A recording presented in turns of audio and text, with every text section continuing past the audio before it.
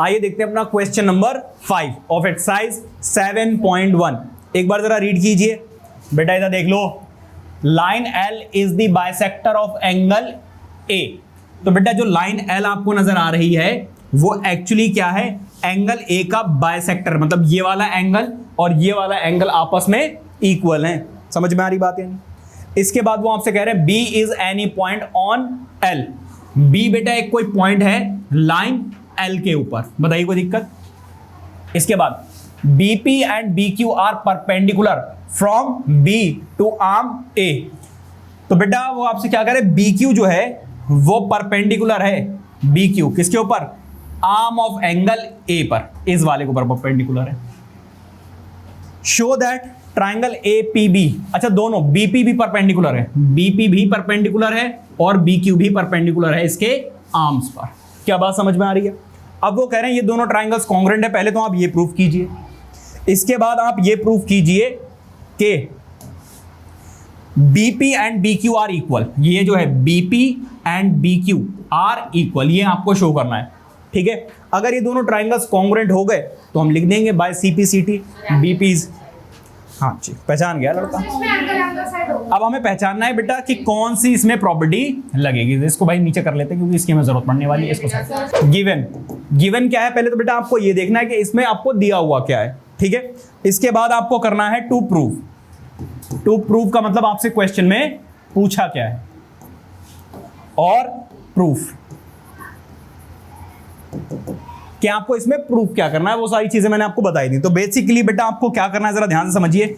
ये वाला एंगल इसके इक्वल दे ही दिया है क्वेश्चन में, ये वाला एंगल 90 डिग्री है और ये वाला एंगल 90 डिग्री है। तो एंगल एंगल और ये वाली साइड बेटा क्या है, दोनों ट्राइंगल्स में कॉमन है। तो बेटा यहाँ पे एंगल एंगल साइड वाली क्राइटेरिया अप्लाई हो जाएगी। समझ में आ रहा है बेटा दिवांश? Very good. जरा देखो गिवन क्या है बेटा, पहली चीज तो बेटा उन्होंने हमें दे दिया है कि L by L is a bisector of angle A. Angle A का पहली बात तो बाइसेक्टर है और साथ के साथ बेटा उन्होंने हमें क्या दिया हुआ है, जरा देखिए BQ जो है वो परपेंडिकुलर है किस पर, AQ पर, एंड बेटा बीपी जो है वो परपेंडिकुलर है किसके, एपी के। समझ में आ रही बात या नहीं? Any problem? इसके बाद जरा ध्यान दीजिए, अब हमें प्रूफ क्या करना है भाई, दो पार्ट हमें प्रूफ करने हैं। फर्स्ट पार्ट है triangle A P B and triangle A Q B, मतलब ऊपर वाला, सॉरी ए पी बी नीचे वाला और ए क्यू बी ऊपर वाला। ये दोनों ट्राइंगल्स हमें क्या प्रूव करने हैं बेटा, कॉन्ग्रुएंट प्रूव करने हैं। और सेकंड पार्ट में हमें क्या करना है, सेकंड पार्ट में हमें BP is equal to BQ, BP is equal to BQ, ये दोनों बेटा प्रूव करने में, ठीक है। अब आ जाओ बेटा प्रूफ पे। सबसे पहले आप लिखोगे in triangle, first part prove कर रहे हैं बेटा हम, in triangle A P B and triangle A Q B. बताइए कोई दिक्कत?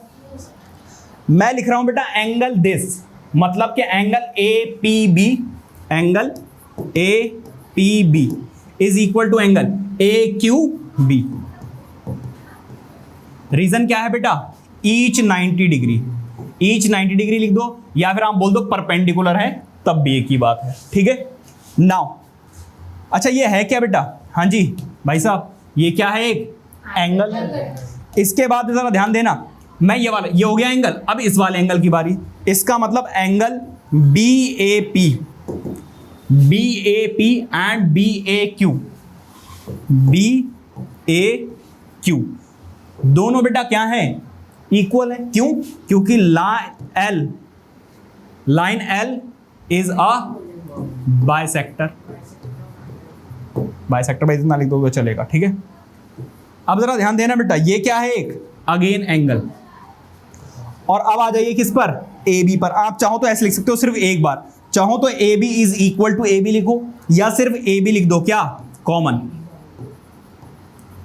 ये क्या है, एक साइड। तो कौन सी क्राइटेरिया लग रही है, हाँ जी, by angle side criteria.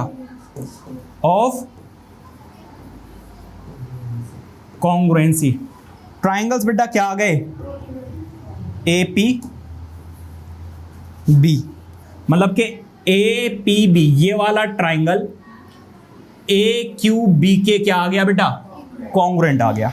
Congruent आ गया किसके, ए क्यू बी के। इसके बाद बेटा यहां पे लिखोगे बाय, सेकंड पार्ट में सी पी सी टी, क्या लिख दोगे बेटा, सी पी सी टी लिखोगे, B P is equal to B Q, या फिर बेटा आप आगे ये भी लिख सकते हो क्या, कि B is equidistance from the arms. क्या बात समझ में आ रही है, प्लीज नोट इट डाउन।